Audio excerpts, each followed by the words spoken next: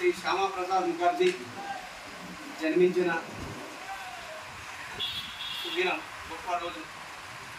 ఆ రోజే 1951లో కాంగ్రెస్ ప్రభుత్వంలో మంత్రిగా ఉండి కాంగ్రెస్ విధి విధానాలు నచ్చక, కాంగ్రెస్ ముస్లిం సంతుష్టీకరణ విధానాలు నచ్చక, అదేవిధంగా 370 ఆర్టికల్కు వ్యతిరేకంగా ఒక దేశంలో దో విషాన్ దో నిషాన్ దో విధాన్ దో ప్రధాన్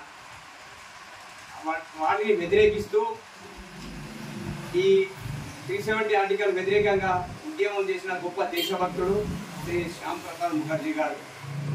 ఆ రోజే మంత్రిగా ఉండి కూడా తన మంత్రిత్వాన్ని త్యజిస్తూ కాంగ్రెస్ విధానాలకు వ్యతిరేకంగా పోరాడిన గొప్ప దేశభక్తుడు, జనసంఘ వ్యవస్థాపకుడు అయినటువంటి శ్రీ శ్యామ్ ప్రసాద్ ముఖర్జీ జన్మదిన సందర్భంగా ఈరోజు వారికి ఘన నివాళులు అర్పించడం జరిగింది.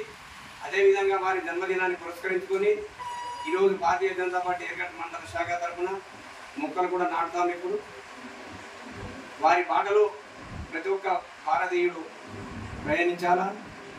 దేశం first, nation first, party next, self last, ఈ మూల సిద్ధాంతం మీద భారతీయ జనతా పార్టీ ఈరోజు నడుస్తుందంటే వారి చలవనే.